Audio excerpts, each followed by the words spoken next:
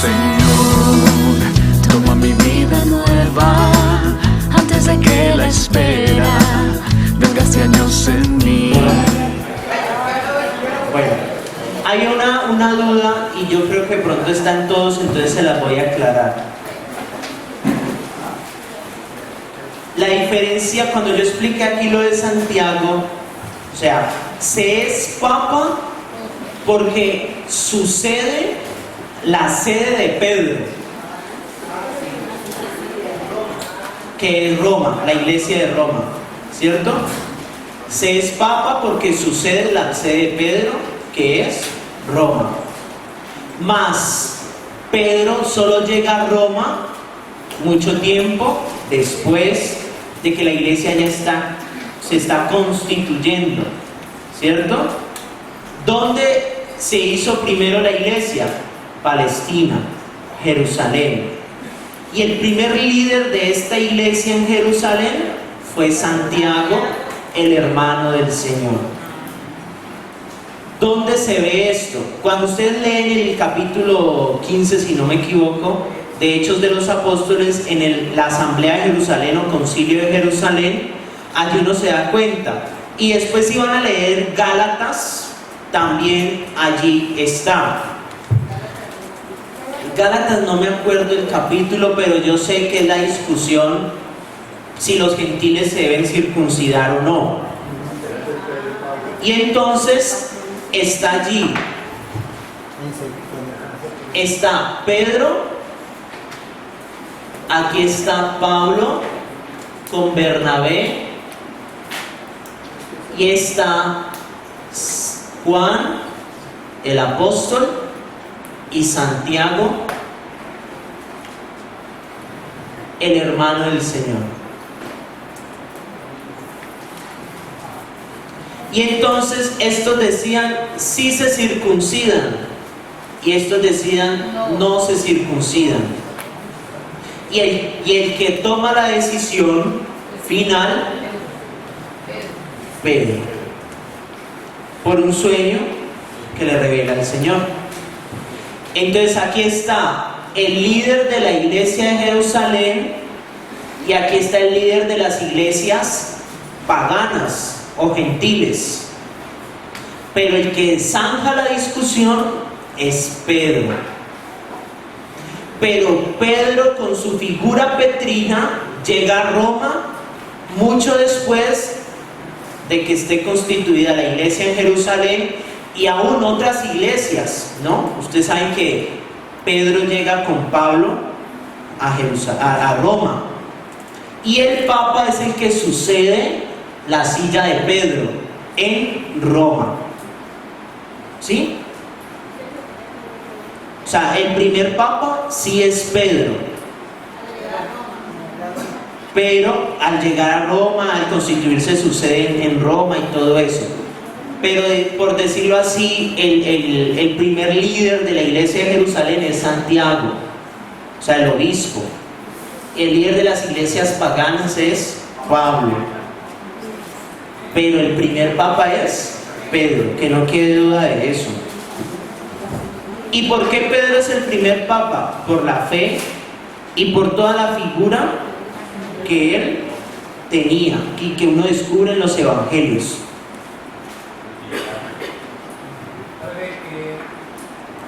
Los que estaban, volvemos a lo de moda, con el sí, con el no, que argumentaban para defender la circuncisión,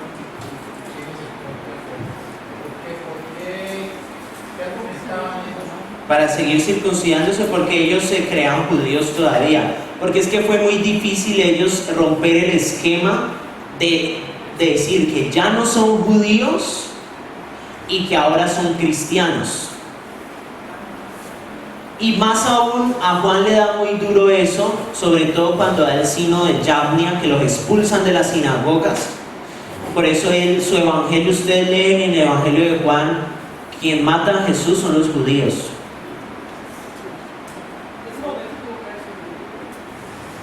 Sí, entonces es toda la... No. Pregúntele a la secretaria si es en el salón del ventanal. Entonces a Juan le da muy duro por el signo de llave. Y uno en el Evangelio de Juan encuentra que Juan es durísimo con los judíos, pero no son los judíos en general. Cuando él habla de judíos se refiere a los fariseos, porque fueron los que expulsan a los cristianos de la sinagoga, ¿cierto? Entonces es una ruptura de esquema, porque Pablo es muy astuto para convencer a Pedro. Le dice: mire, vea, usted es un hipócrita. Cuando estábamos los dos juntos, usted se sentaba conmigo a comer con ellos, pero a nomás llegó Santiago y Juan, usted se hizo aparte, y ahí sí comenzó a actuar como judío. Entonces, ¿a qué estamos jugando? Entonces eso le queda grabando aquí a Pedro. Pedro se va a dormir, el Señor le da el sueño, y ya con eso él toma la decisión: no nos circuncidamos, podemos comer carne de cerdo, pero no carne sacrificada a los dioses. Y entonces ahí sacan el primer, por decirlo así, el primer concilio, el primer documento, ¿no?, de la iglesia. ¿Listo? Que algunos exégetas dicen no se puede llamar concilio sino asamblea. Bueno, es cuestiones de palabra, pero es la primera reunión de los obispos de la época, los apóstoles, para tomar una decisión trascendental. ¿Vamos a seguir como judíos o vamos a generar un nuevo estilo de vida que es la de los cristianos y es propio? Y después de ahí fue que ya los judíos comenzaron a decir: bueno, estos no son de nosotros, los tenemos que sacar. ¿Listo? Bueno, entonces pasemos a la hojita que yo les dejé. La iglesia primero se presenta como comunión, ¿cierto? Y entonces la iglesia es lo que ya les he explicado: sacramento de unión con Dios, de la unidad de todo el género humano. Con otras palabras, la comunión eclesial se fundamenta en la unidad de Dios y la revela. Esto ustedes pueden en la casa leer las citas bíblicas de Juan 17, que está basado allí, en eso. Después va a decir la iglesia es misión, ¿no? Tiene que salir a anunciar. No somos católicos para sí, sino para los demás. Entonces después unimos, la iglesia es comunión misionera, o sea, comunidad y misionera. Y entonces ahí sale un documento. Ustedes ven que ahí hay una H, una C, una H y una L. Ese documento se llama Christi Fidelis Laicis.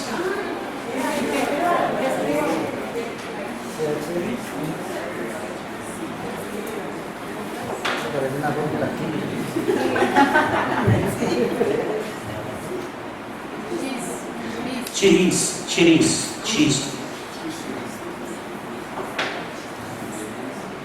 Christi. Está mal.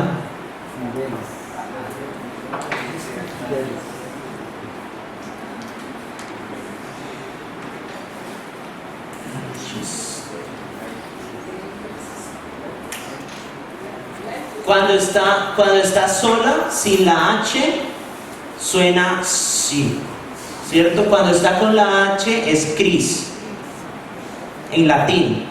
Entonces con la H, cri, y aquí sin la H, sí. Y por eso,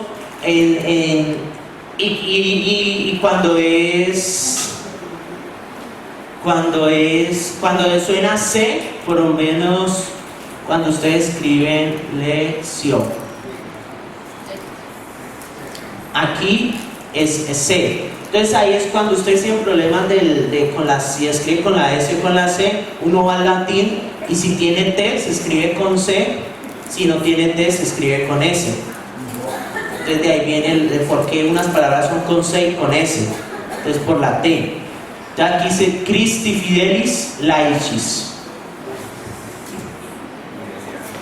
Entonces es una carta encíclica del Papa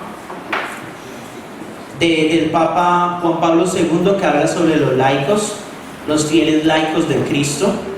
Traduce aquí la junta: fieles laicos de Cristo, Christi Fidelis Laicis. que todos deberíamos de leer. Una anécdota es que cuando algunos contaban, ¿no?, las historias del seminario, que algún rector en su época a todos nos leían el informe al final del semestre, ¿cierto? A mí no me tocó ese rector, pero un rector antes, entonces a todos los que ya le decían que no más, ¿cierto?, que no pueden continuar por X o Y motivo, entonces él tenía en su habitación de rectoría un poco de encíclicas de Christifieri Laicis, y entonces le regalaba la encíclica. Le decía, pues como usted no puede ser sacerdote, entonces tenga, yo le regalo esta encíclica para que usted sea un buen laico. Y entonces ahí ya se sabía que el que salía con la encíclica, bueno, Juan Pablo II, este es Juan Pablo II. Bueno, entonces hay que leerla. Es muy interesante y nos presenta la misión de los laicos. Los laicos no solo pertenecen a la iglesia, sino que son la iglesia, que es lo que uno lucha mucho. Decimos la iglesia, y pensamos en la jerarquía. No, somos la iglesia. Hay que apropiarnos de la iglesia, sentir ese sentido de pertenencia por la iglesia, tener ese sentido de pertenencia. Las tres funciones, participamos todos como bautizados de las tres funciones, que son enseñar, santificar y gobernar.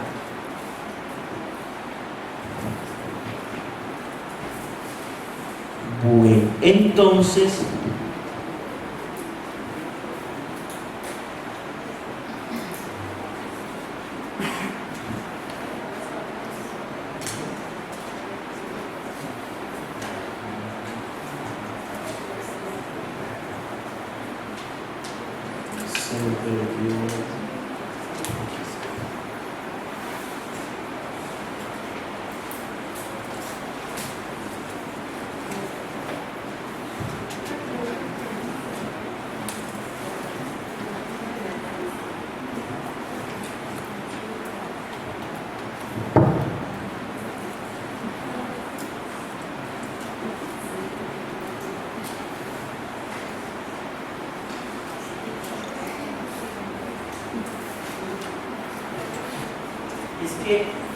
eso, a mí me interesa sobre todo este tema que yo les pasé, es hablarles del sacerdocio común.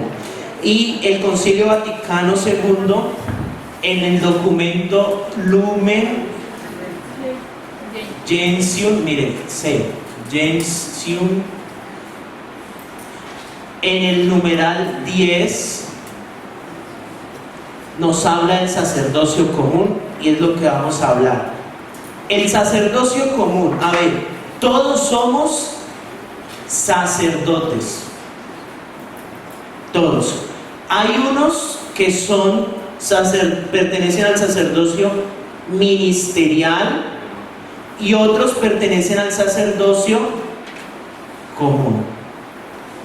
Todos por el bautismo entramos a ser parte del sacerdocio común. Y solo al sacramento del orden, por el sacramento del orden se entra al sacerdocio ministerial. Entonces estos dos son diferentes, no solo en grado, sino en esencia. ¿Por qué? Porque si yo por el sacerdocio, por el sacramento del orden pertenezco a la jerarquía de la iglesia, hay una diferencia en grado, ¿cierto? El grado de la jerarquía.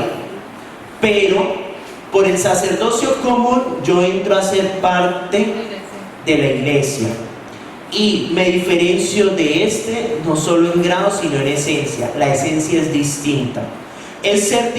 No es lo mismo ser un sacerdote común que un sacerdote ministerial.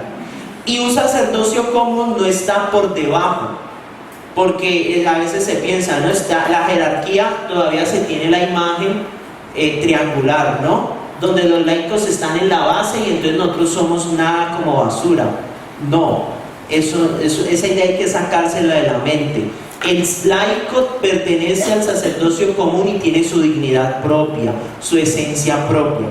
Y entonces vamos Voy a leerles y les voy a ir explicando de la Lumen Gentium número 10, el sacerdocio común. Alguno que me busque Hebreos 5, otro Apocalipsis 1, 6,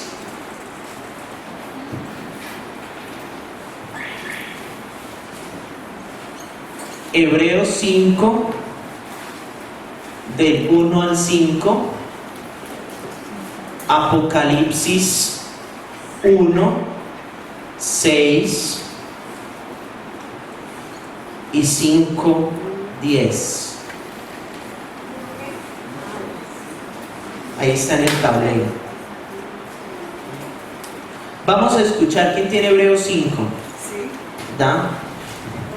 Todo sumo sacerdote es elegido entre los hombres y nombrado su representante ante Dios, para ofrecer dones y sacrificios por los pecados.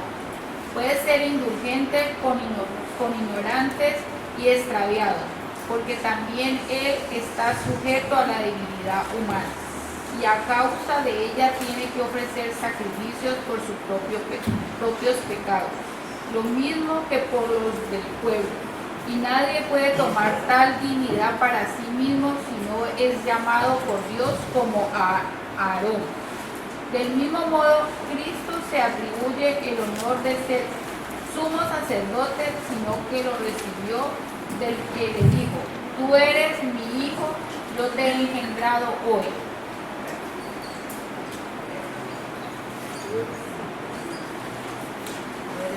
Para los judíos, la máxima autoridad era el sumo sacerdote, y lo cambiaban cada cierto tiempo, ¿cierto? Pero para nosotros, el sumo sacerdote es Cristo. Nosotros no tenemos más sumo sacerdote que Jesucristo. Él es el sumo sacerdote. Ahora bien, pero todo sacerdote es elegido dentro del pueblo, como lo decía en la carta a los Hebreos. El sacerdocio ministerial es un hombre elegido dentro del pueblo. No se nos debe olvidar, los sacerdotes no son bajados del cielo como ángeles, son elegidos dentro del pueblo. Ahora leamos Apocalipsis 1:6 y 5:10. Haciendo de nosotros un reino y sacerdotes de Dios su Padre. Y has hecho de ellos para nuestro Dios un reino de sacerdotes que reinan sobre la tierra. 5:10. Eso es muy claro, ¿no? Hace de nosotros un reino de sacerdotes. Aquí ya se presenta el sacerdocio común. Todos somos sacerdotes por el bautismo. Pertenecemos al sacerdocio común, porque somos parte de ese pueblo grande, elegido, escogido, nación santa por Dios. Cristo, Señor Pontífice tomado entre los pueblos, hizo de su nuevo pueblo un reino de sacerdotes para Dios su Padre. Hizo de su pueblo un reino de sacerdotes para Dios su Padre.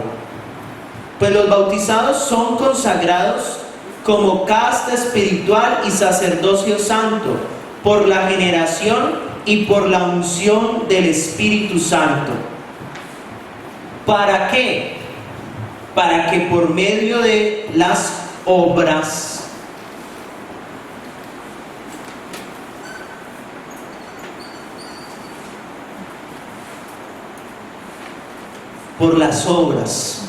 es muy importante. El laico llega donde no llega el presbítero, donde no llega el obispo, donde no llega el diácono.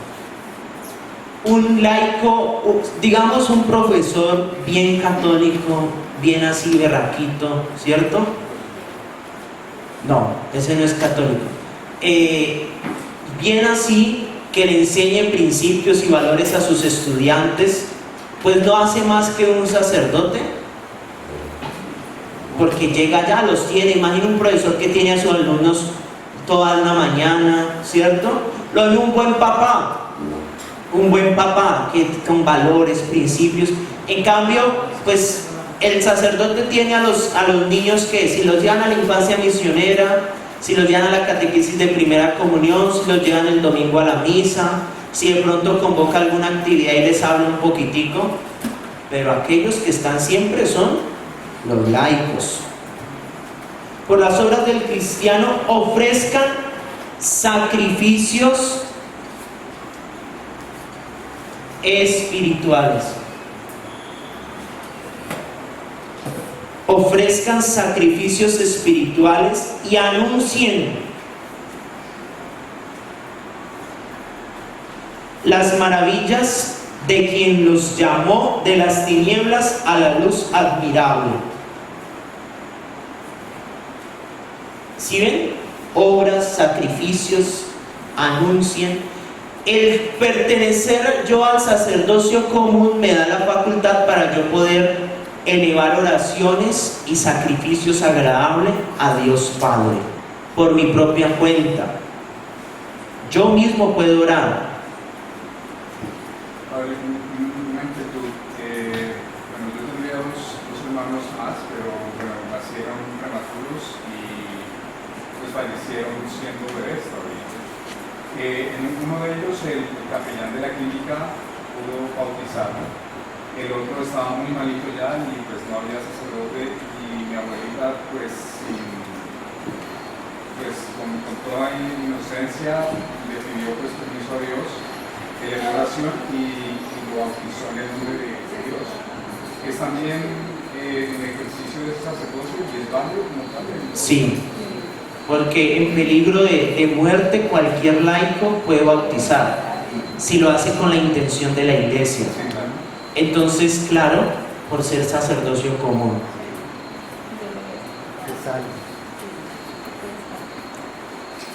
Bueno, dice más adelante, el sacerdocio común de los fieles y el sacerdocio ministerial o jerárquico, aunque diferente, esencial y no solo en grado, lo que yo ya les expliqué, no solo en grado sino también en esencia, se ordenan el uno al otro.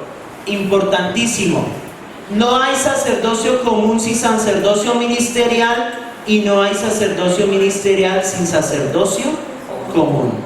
Se ordenan el uno al otro, pues cada uno participa de forma peculiar del único sacerdocio de Cristo. Lo que yo les decía, solo hay un sumo sacerdote.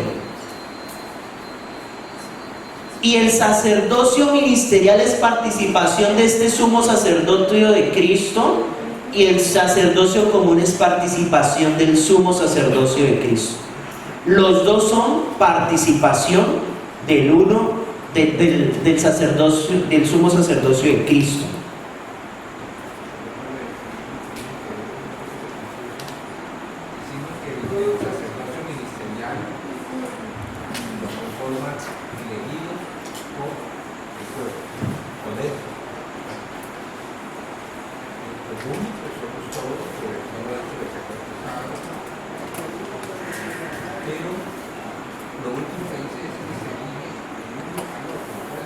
Se ordenan el uno al otro.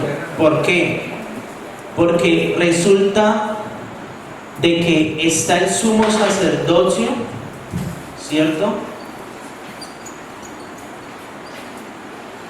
Este sumo sacerdote, que es Cristo, eligió hombres del pueblo y Él les deja la misión de que sigan eligiendo sacerdotes del pueblo. Entonces, ¿por quién bautiza? El sacerdocio ministerial bautiza y hace sacerdocio común. ¿Y de quiénes se sacan nuevos sacerdotes? Del común. ¿Y quién los elige? Pues los llama Dios, Cristo sumo eterno sacerdote, pero los confirma la iglesia por medio del sacerdocio ministerial.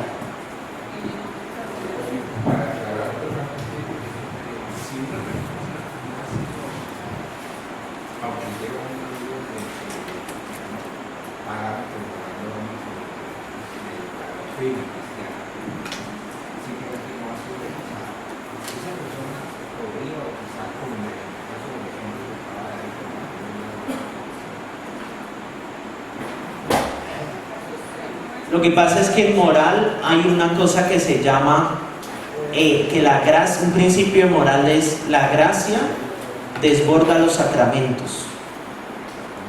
Porque la gracia no se puede cuadricular, yo no sé si ustedes les dicen. Pues, o sea, este es el sacramento, pero la gracia es más grande, la desborda. Entonces no se puede encasillar a eso. Que por el sacerdocio común estamos facultados, sí. Que quien lo debería de hacer sería un bautizado, sí. Pero yo no creo que una persona que no esté bautizada, pues no le importe. Bueno, por circunstancias sí, pero entonces son lo que llamamos casuística. Y la casuística es tan amplia como tan ancho es el mundo. Sí, cada caso es distinto, entonces habría que estudiar caso por caso. Entonces no hay una norma general. Entonces todos participan de forma peculiar del único sacerdocio de Cristo, porque el sacerdote ministerial, en virtud de la sagrada potestad que posee, aquí vienen las funciones: forma, dirige, efectúa el sacrificio eucarístico,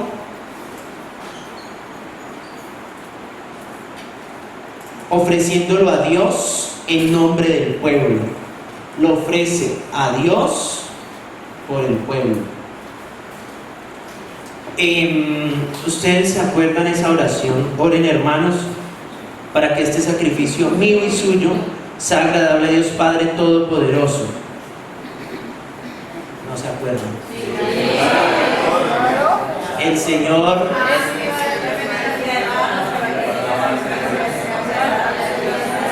para alabanza y gloria de su nombre, para nosotros de toda su santa iglesia. Bueno, allí, para que entiendan esa partecita de la misa, es como si nosotros le estuviéramos diciendo: venga, usted me permite a mí ofrecer este sacrificio, no solo en nombre mío, sino en su nombre.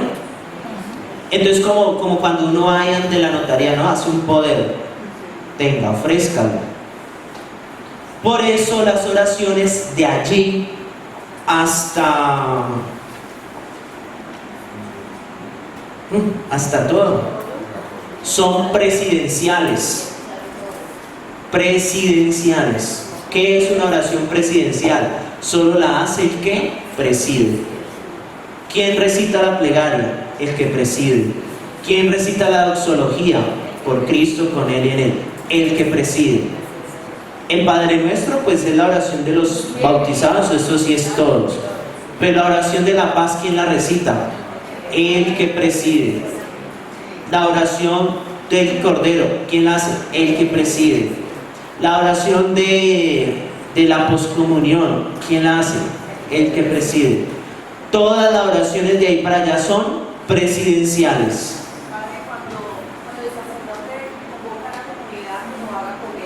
Usted es una laica comprometida, formada, que lee documentos de la iglesia y que no hace todo lo que le digan, no traga entero. Entonces, ahí está, claro, nosotros tenemos que ayudarle a los sacerdotes a celebrar bien. Sí, padre, porque por ejemplo, eso es algo que yo no sé, y yo siempre respondo amén, que es lo que el pueblo responde, ¿sí? Pero la verdad, la mayoría de la comunidad... Sí, porque si no, entonces toca quitar aquí esa oración, ¿no? Porque para qué entonces me dan un poder si no me lo van a dejar usar.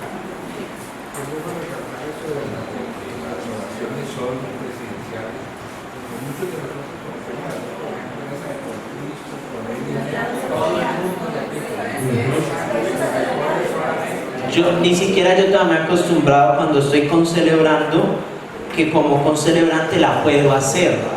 Como presidente la hago, pero como concelebrante también la puedo hacer, muy diferente porque estoy aquí, ministerio, sacerdocio ministerial. Porque me acostumbré que siempre la hace el que preside, pero eso ya es cuestión de formación cada uno, ¿no? Bueno, no lo digo yo, lo dice la iglesia. Bueno, en virtud del sacerdocio real. Bueno, entonces las funciones son formar, dirigir, ofrecer el sacrificio eucarístico a Dios por el pueblo. Entonces, ¿quién es el que forma, el que dirige? El sacerdocio ministerial. Los fieles, en cambio, en virtud de su sacerdocio real, concurren en la oblación de la Eucaristía. O sea, participan de este ofrecimiento que hace el sacerdocio ministerial. Entonces se llama oblación eucarística.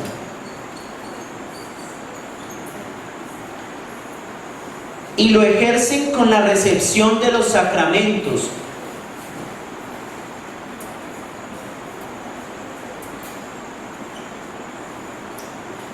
Por eso el sacerdocio común se ordena con el sacerdocio ministerial y el ministerial con el común. Si el sacerdote hace sacramentos y no hay quien los reciba, ¿qué sentido, no? Bueno, entonces sí, entonces por eso se ordenan el uno al otro. Con la oración, la acción de gracias, porque es que antes del concilio se pensaba que el laico no podía orar solo, no podía elevar acción de gracias. Pues nosotros ya que fuimos criados ya después del concilio, pues muy diferente, pero los abuelitos no. Yo para orar tengo que ir con el sacerdote, no puedo orar en mi casa, ¿cómo le ocurre? Con el testimonio de una vida santa.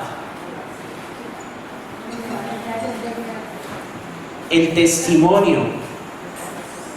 Y con la abnegación, copiémosla por aquí, abnegación y caridad operante. Miren todo lo que es el sacerdocio común.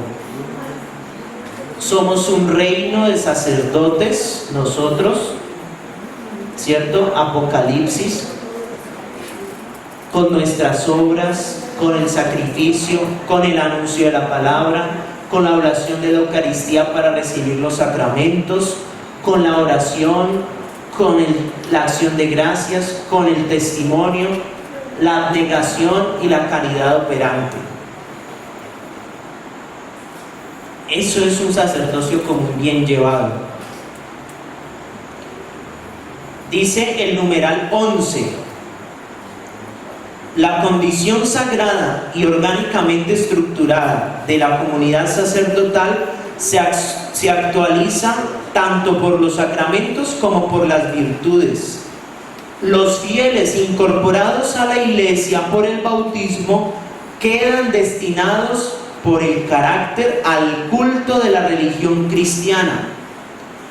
Un bautizado está obligado al culto cristiano. Yo soy bautizado pero vivo mi fe a mi manera y yo no me congrego. No, usted está obligado al culto cristiano. Y regenerados como hijos de Dios tienen el deber de confesar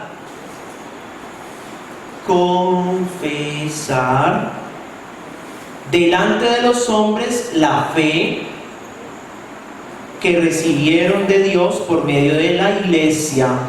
Lo que dice Pedro, ¿no? 3:15, que seamos capaces de dar razón de nuestra fe. Sí. Y regenerados como hijos de Dios tienen el deber. En esta dice estamos obligados y en esta dice tenemos el deber de confesar la fe. No, pues sinónimos, palabras, pero es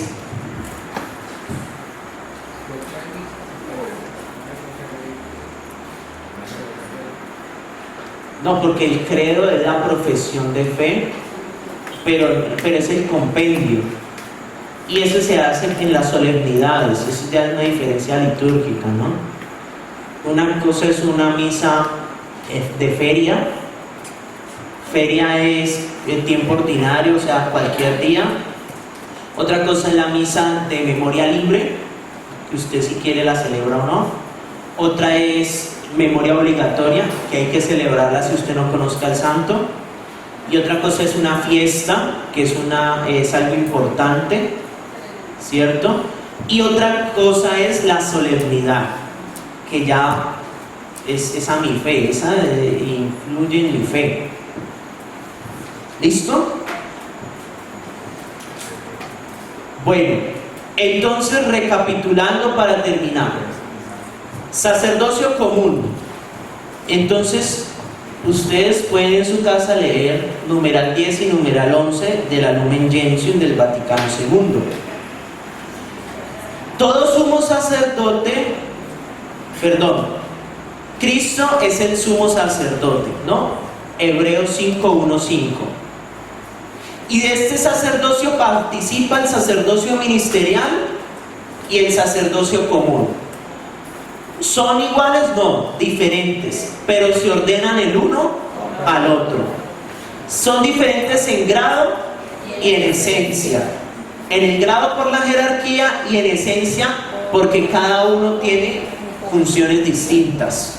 Ahora, el sacerdocio ministerial es elegido dentro del pueblo para formar al pueblo, para dirigir al pueblo, para ofrecer el sacrificio eucarístico, que en esto se resumen los sacramentos. Entonces, para eso es un sacerdocio ministerial, para estas tres cosas: formar, dirigir y celebrar los sacramentos. Ahora, el común está para tener una vida abnegada, una caridad operante, para que con sus obras dé testimonio, para que ofrezca sacrificios espirituales como la oración y la acción de gracias, para que anuncie la palabra, para que participe en la oración de la Eucaristía y reciba los sacramentos. Y tiene el deber de confesar la fe y está obligado al culto cristiano. Pregunta: ¿queda claro qué es el sacerdocio común? Todos por el bautismo participamos del sacerdocio común. Entonces yo, Brian, participa del sacerdocio común, de todo esto, y a partir del llamado que me hace Dios no solo participo de esto, sino también de esto. Esto no se borra, porque el bautismo también imprime carácter, es decir, es un sello que nunca se borra. Entonces, por el bautismo tenemos esto: sacerdocio común. Nunca les vaya a olvidar y ejérzanlo. Hay que ejercer el sacerdocio común. ¿Cómo lo ejerzo? Orando, haciendo, dando testimonio, anunciando la palabra, teniendo una vida abnegada. La caridad, sí, la caridad operante. Ser caritativos todos, ¿no? El servicio. ¿Listo? Bueno, muy claro o muy difícil. Y finalizo con lo que dice la hojita. Entonces, los laicos deben de estar en constante formación, tomar conciencia de la dignidad de bautizados, participar activamente de la triple misión de la Iglesia, ¿cierto? Profética, litúrgica y caritativo-salvífica, que es lo que resume esto, ¿no? Ahí están los documentos: LG Lumen Gentium, CL es Christi Fidelis Laicis,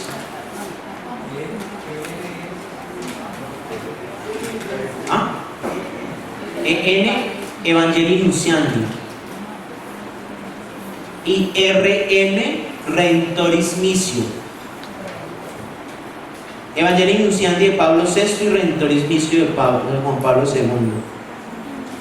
GS es Gaudium Spes, gozos y esperanzas. GS está donde dice iglesia y misión. De la iglesia es misión. Bueno,